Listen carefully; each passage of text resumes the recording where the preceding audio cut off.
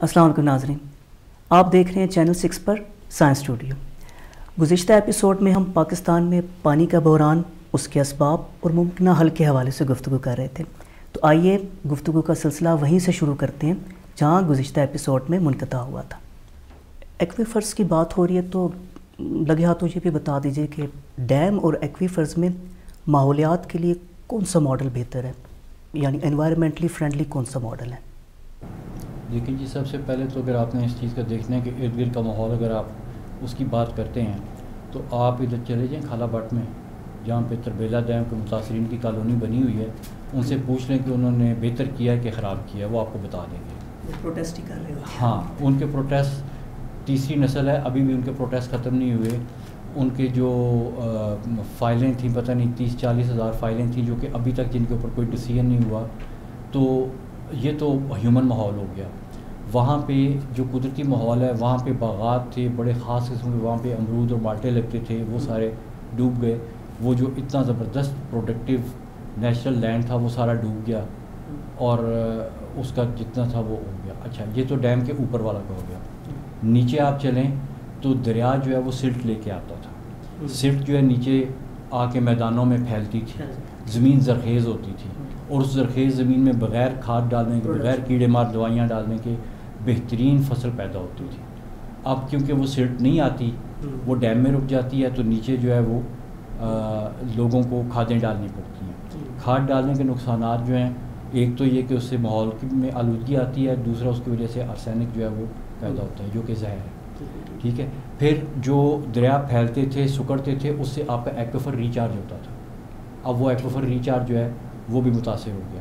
پھر جو آپ کے ویٹ لینڈز اور باقی ایکولوجیکل سروسز تھیں، وہ پانی کی کمی کا شکار ہونے کی وجہ سے انہوں نے کام کرنا چھوڑ دیا۔ تو ڈیم کے تو آپ جتنے مطلب ہے کہ آپ ایک پورا دن مجھے دے دیں تو میں آپ کو بتاتا رہوں گا کہ اس کی وجہ سے کیا کیا نقصانات ہوتے ہیں ماحول کے حوالے سے۔ دوسرا آپ نے کہا کہ ایکویفر مینجمنٹ، تو ایکویفر تو نیچرل سسٹم ہے۔ اگر اس کے اوپر دریا پھیلتا ہے اور سکڑتا ہے، جب بارش زیادہ ہوتی ہے اور کم ہوتی ہے، مونسون میں دریا پھیلتے ہیں، اس کے بعد سردیوں میں سکڑ جاتے ہیں، تو وہ خود بخود ایکویفر کو ریچارج کرتا ہے، اور آپ اس میں سے پانی نکالیں، ایک تو وہ آپ کو پانی بالکل فلٹر اور کلین ہو کے ملتا ہے، اور اتنا زیادہ ہے کہ وہ آپ کو سسٹین کرتا ہے ڈراؤٹس میں اور خشک سالی کے دنوں میں۔ اور اس عمل میں نہ تو آپ کے ویٹ لینڈز متاثر ہوتے ہیں، نہ لوگ متاثر ہوتے ہیں، نہ کوئی اور ماحول متاثر ہوتا ہے۔ تو اس لحاظ سے آپ کا جو ڈیم ہے وہ تو ماحول کا دشمن ہے، یعنی جو سب سے بڑا سنگل انوائرمنٹل اینیمی ہے وہ آپ کا یہ ڈیم ہے۔ ڈیم کا سٹرکچر جتنا انوائرمنٹ کو خراب کرتا ہے، اور کسی چیز کا ہیومن میڈ سٹرکچر اس پوری طرح سے خراب نہیں کرتا۔ اور جو ڈیم سے پاور پروڈکشن ہوگی وہ بھی کیا انوائرمنٹلی فرینڈلی نہیں ہے؟ کلین ہے یا نہیں ہے وہ؟ ڈیم کے بارے میں کہا جاتا ہے کہ جی یہ سستی بجلی دیتا ہے اور صاف بجلی دیتا ہے۔ ان دونوں پوائنٹس کو میں باری باری لے لیتا ہوں۔ جہاں تک کہتے ہیں کہ صاف بجلی دیتا ہے، صاف سے ان کے مراد ہے کہ اس کا کاربن فٹ پرنٹ نہیں ہوتا، کیونکہ جو بجلی کوئلے سے یا فرنس آئل سے پیدا کی جاتی ہے اس میں دھواں نکلتا ہے، کاربن ڈائی آکسائڈ اور اس طرح کی گرین ہاؤس گیسز نکلتی ہیں، جس سے گلوبل وارمنگ میں اضافہ ہوتا ہے۔ وہ کہتے ہیں کہ جی ڈیم سے جو بجلی بنتی ہے، کیونکہ ڈیم کا ٹربائن جو ہے اس میں سے کوئی دھواں شواں نہیں نکلتا، تو یہ صاف بجلی ہے۔ لیکن ڈیم بنانے کے لیے آپ کو کنکریٹ اور سٹیل استعمال کرنا پڑتا ہے۔ اب یہی مثلا جو آپ کا دیمر بادشاہ ڈیم ہے، اس میں تقریباً کوئی 12 ملین ٹن سٹیل استعمال ہونا ہے۔ 1 ٹن سٹیل پروڈیوس کرنے کے لیے آپ تقریباً 1.8 ٹن یا تقریباً 2 ٹن کاربن ڈائی آکسائڈ آپ ہوا میں خارج کرتے ہیں انڈسٹریل پروسیس۔ تو جدھر آپ 12 ملین ٹن سٹیل ادھر ڈالنے لگیں، تو یہ تو ڈیم مطلب باقی کول والا تو جب بجلی بنتی ہے تو کاربن ڈائی آکسائڈ دیتا ہے نا، یہ تو بننے سے پہلے ہی کاربن ڈائی آکسائڈ اس کی نکلنی شروع ہو جاتی ہے۔ ٹھیک ہے، اسی طرح سے جب آپ کنکریٹ کی بات کرتے ہیں تو اس میں میرے خیال میں پتہ نہیں کتنے ملین کیوبک میٹر کنکریٹ ڈلنی ہے۔ 1 کیوبک میٹر کنکریٹ جو ہے تقریباً 1/4 ٹن کاربن ڈائی آکسائڈ جو ہے وہ وہاں میں نکالتا ہے بنتے بنتے۔ تو صرف کنکریٹ اور سٹیل جو آپ کا لگ رہا ہے اسی کی آپ جو ہے نا وہ کاربن ڈائی آکسائڈ کو ایڈ کر لیں، یہ ڈیم بننے سے پہلے آپ کو ماحول کو آلودہ کر چکی ہوتی ہے۔ ڈیم بننے کے بعد اس سے بھی بڑا کاربن ڈائی پروڈکشن کا سسٹم بن جاتا ہے. جو ڈیم کی لیک بنتی ہے نا, تالاب جو بنتا ہے اس کے پیچھے, اس تالاب میں سے کچھ عرصے کے بعد کاربن ڈائی آکسائڈ نکلنی شروع ہوتی ہے, اور پھر کاربن ڈائی آکسائڈ کے کچھ عرصے بعد وہاں سے یہ جو میتھین ہے یہ نکلنی شروع ہو جاتی ہے. میتھین کی جو آلودگی ہے کاربن ایکولنٹ کے حساب سے وہ تقریباً کاربن ڈائی آکسائڈ سے 35 گنا زیادہ ہے. تو اس کا جب آپ کاربن فٹ پرنٹ اس کی لیک کا نکالتے ہیں تو وہ تقریباً اتنی کاربن ڈائی آکسائڈ ایکولنٹ نکل رہا ہوتا ہے آپ کی ڈیم کی لیک میں سے جتنا اسی پاور کا آپ نے کوئلے کا پلانٹ لگایا ہوتا ہے تو اس میں سے نکلتا. بلکہ جب آپ ڈیم کے تمام جو کاربن ڈائی آکسائڈ نکلنے کے, پھر ایک اور چیز کہ جب ڈیم آپ بنا دیں تو ڈیم کے بیچ میں جو ویجیٹیشن ہوتی ہے نا وہ تو ڈوب جاتی ہے. ڈوبنے سے پہلے وہ کاربن کو ایبزارب کر رہی تھی آپ کی ویجیٹیشن, اب وہ ایبزارب نہیں کر رہی تو آپ کی جو سسٹم کی کیپیسٹی تھی کاربن ایبزارب کرنے کی آپ نے وہ کم کر دی. ٹھیک ہے. اسی طرح سے جو ڈیم کے نیچے ویٹ لینڈس کا اور باقی سارے بایوٹا کا نقصان ہوتا ہے آل دا وے ٹو مینگروو فارسٹ, اس سے جو کاربن ڈائی آکسائڈ نکلتی ہے وہ کتنی ہے. جب آپ ان ساری کاربن ڈائی آکسائڈوں کو ایڈ کرتے ہیں تو جتنی کوئلے سے کاربن ڈائی آکسائڈ نکلتی ہے اس سے زیادہ آپ کا ڈیم کاربن ڈائی آکسائڈ نکالتا ہے. تو اس لیے یہ انرجی کلین نہیں ہے, نمبر 1. دوسری بات کہ سستی ہے. ڈیم کی کاسٹ اگر آپ ڈیم بادشاہ کی میں نے تھوڑی سی کیلکولیشنز کی تھی کہ یہ قرضہ شرضہ واپس کر کے ہمیں مطلب ہے کہ یہ ڈیم کتنے کا پڑے گا. تو ابھی یہ اس سال اپریل میں وہ کوئی میں دیکھ رہا تھا خبر آئی تھی جس میں انہوں نے بتایا کہ جو واٹا کا جو ٹیرف ہے نا ہائیڈرو پاور کے اوپر وہ 4 روپے 11 پیسے ہے. مطلب ہے کہ واپڈا کو یہ جو بجلی پیدا ہوتی ہے وہ 4 روپے 11 پیسے میں پڑتی ہے. اب مجھے نہیں پتہ یہ انہوں نے کاسٹ کیسے کیلکولیٹ کی ہے کہ 4 روپے 11 پیسے میں پڑتی ہے, کیونکہ اگر واپڈا 4 روپے 11 پیسے میں دیمن پاشا ڈیم سے بنا کے بجلی بھیجے گا تو ڈیم کی کاسٹ پوری کرنے کے لیے آپ کو 127 سال چاہیے, اور صرف ڈیم کی کاسٹ کو 30 سال میں صرف اس کے بریک ایون کرنے کے لیے آپ کو یہ بجلی 18 روپے کی بیچنی پڑے گی. اگر آپ 18 روپے سے کم پہ بیچیں گے تو آپ کو 30 سال سے زیادہ عرصہ لگے گا اس کو صرف بریک ایون کرنے. اور ایک انویسٹمنٹ جو بریک ایون ہوتے ہوتے 30 سال لگا دیتی ہے اس نے آپ کو فائدہ کب دینا ہے, کیونکہ 30 سال میں تو ویسے ہی ڈیم کی لیک جو وہ مٹی سے بھر چکی ہوگی اور پھر کوئی اور قرضہ دینے والا آ جائے گا کہ یار اس کی بھی منگل اور تربیلا کی طرح دیواریں اونچی کرو, اور دیواریں اونچی کرنے کے لیے پھر قرضہ لے لو تاکہ ڈیم کی لائف بڑھ جائے اور اصل میں قرضے کی لائف بڑھ جائے. اوسطاً اس ریجن میں کتنے عرصے کے بعد بڑا زلزلہ آنے کا امکان ہوتا ہے؟ دیکھیے جی, جو ہمالیہ کے اوپر ریسرچ ہے نا اس میں وہ کہتے ہیں کہ میگنیچیوڈ 9 تک کا اس میں زلزلہ آ سکتا ہے, اور جو میگنیچیوڈ 8 کا ایونٹ ہے نا اس کی جو جیولوجیکل ٹائم لائن میں فریکوینسی ہے وہ تقریباً ہر 200 سال میں ایک دفعہ آتا ہے. اور پھر اگر 200 سال, اب یہ نہیں کہ ہر کلاک میں وہ 200 سال میں ٹک ٹک ٹک آ رہا ہے, نہیں, وہ رینڈم ہے.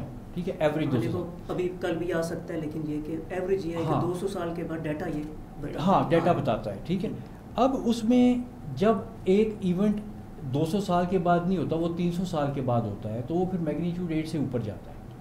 ابھی اس وقت تقریباً پچھلے 500 سال سے میگنیچیوڈ 8 نہیں آیا یہاں پہ. اس کا مطلب ہے کہ ابھی جو نیکسٹ میجر یا جس کو وہ کہتے ہیں نیکسٹ بگ ایونٹ وہ آیا تو ہو سکتا ہے وہ 9 کے قریب ہو. تو یہ منگلا, تربیلا, پونگ ڈیم, باکڑا ڈیم, یہ جتنے بھی ہیں انڈیا کے بھی ہیں ہمارے بھی ہیں, ان میں سے کوئی بھی میگنیچیوڈ 8 کے لیے سیف نہیں ہے. اور یہ بھی ایک سائنٹیفک اسٹڈی میں اگین سائنٹیفک امریکن میں یہ پبلش ہوا تھا, میرے خیال میں 2018 کی یا 2014 کی یہ اسٹڈی ہے. اس میں نے کہا تھا کہ کوئی ایک بھی ڈیم اس ریجن میں جو بنا ہے وہ میگنیچیوڈ 8 کے اگینسٹ سیف نہیں ہے. اور میں آپ کو بتا رہا ہوں کہ آپ اس کو میگنیچیوڈ 9 کے اگینسٹ بھی ڈیم کی وال کو سیف کر دیں, آپ وال کو ہی سیف کر سکتے ہیں نا, آپ پہاڑوں کو تو نہیں سیف کر سکتے, آپ اس کی سونامی, میگا سونامی کو تو نہیں روک سکتے. یہ آرگومنٹ تو لاسٹ نیل ان دا کوفن دکھائی دیتا ہے, کیونکہ اگر اسٹرکچرل سیفٹی ہی نہیں ہے تو it seems very risky. I think یہ کچھ لوگوں نے بڑی ریسرچ کے بعد اس نتیجے پہ پہنچے ہیں.